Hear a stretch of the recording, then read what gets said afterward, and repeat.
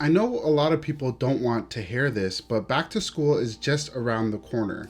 That means a lot of you might be shopping for the latest tech to keep up with your coursework. What's going on, everyone? Idris here, and today I'm going to be discussing the ultimate Apple ecosystem setup for students. Everything in today's video will be linked below, including some of the best discounts you could find. But before I do get into the video, I'm going to kindly ask you guys to consider subscribing if you like my content and find it useful. And to reward you, or one of you, I'll be doing a giveaway of a HomePod mini to one lucky subscriber. All you gotta do is subscribe and comment down below your thoughts on the video, and that's it. You're entered. Let's get into it. The first Apple device I'd recommend to anybody looking for a capable computer for the upcoming school year is an M1 MacBook Air. This computer has constantly impressed me with its blazingly fast speeds, long battery life, and overall reliability. But the easiest way for me to recommend this is because of the price.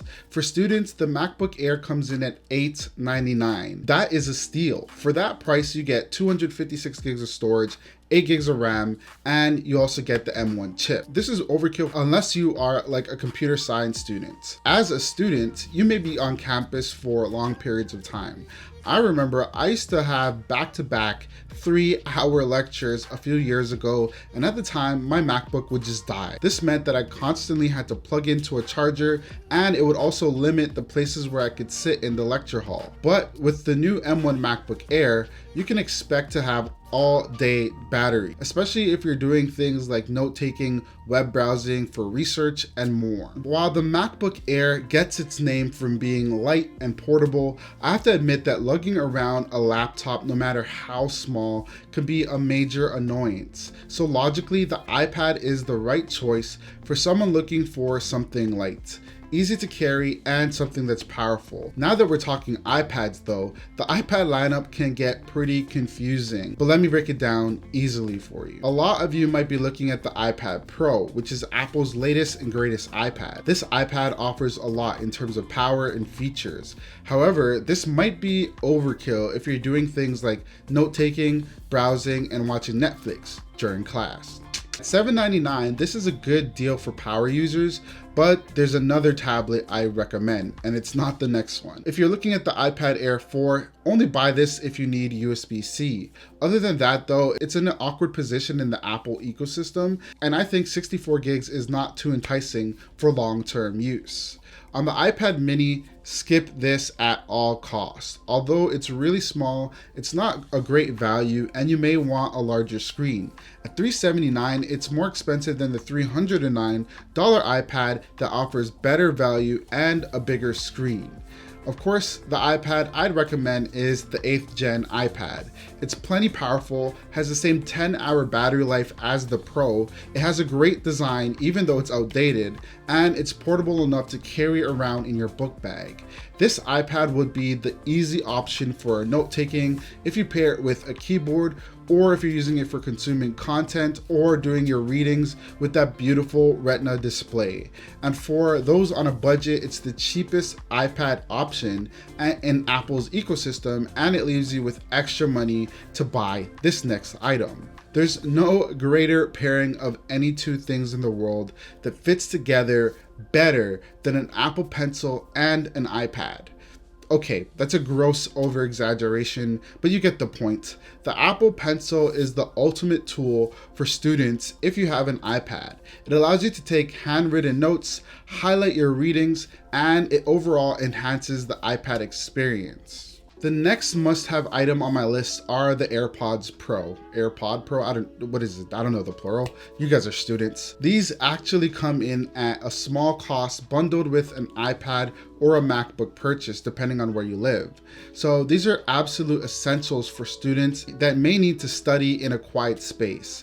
Now, if you're on a budget, you might be looking at the AirPods or the Beats Studio Buds, which are actually a good alternative to the Pro. However, I'd recommend just going with the Pro because they'll offer you the best noise cancellation as possible. Times definitely have changed, but I used to have the hardest time securing a seat in the library. That meant that I had to study in random cafes where people are chatting so loud, or on random campus lunchrooms. This makes for noisy environments, and I wish I had the AirPods Pro to be able to block out the sound, make a library out of a local campus pizza shop.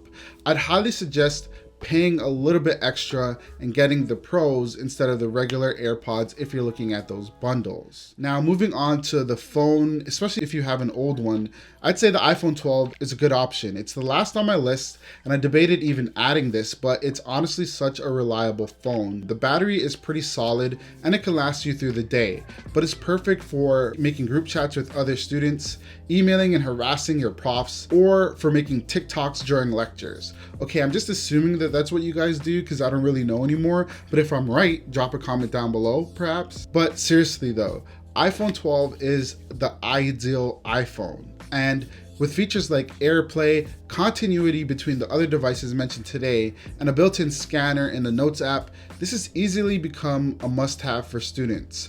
I'd skip the mini if I were on a budget just because the battery on that thing is quite small and you'll end up charging it anyway. Now let's talk about a few little bit of extra things to just add a little bit of spice to your Apple ecosystem. And these things will make sure that you flourish a little bit more as a student. Now the first one would be AirTags. These allow you to keep track of your book bag with your valuables at all times. The last thing you'd want is to have your book bag stolen in the library from that shady guy that you asked to watch your bag. Don't laugh, I've seen this happen. You might also want to look into the MagSafe power bank for extra charging on your iPhone 12 if you're spending the full day on campus. While this is not the greatest solution for having a fully charged phone, it might be able to save you if you're in a pinch. Okay, so a lot of the things that I mentioned in this video are rumored to be getting a new update soon. The iPad, the iPhone for sure, and even the MacBook Air if we believe the rumors. However, I'd say buy what you need right now. There are a lot of discounts during back to school season, and you should take advantage of it as you're most likely going to be knee deep in debt for the next few years. But yeah, everything in the video is plenty powerful and it will last you 3 to 4 years. So I'd say don't worry about the rumors, just buy what you need right now. So what did you think of the video? Do you have any other must-have techs that might be useful as a student? Let me know in the comments down below. If you found this video useful, consider sticking around and subscribing to my channel. I drop weekly content here and we have a great time on this channel, so you're welcome. You're always welcome. New people are always welcome. Thank you guys for watching. I'm gonna see you guys in the next one. Peace.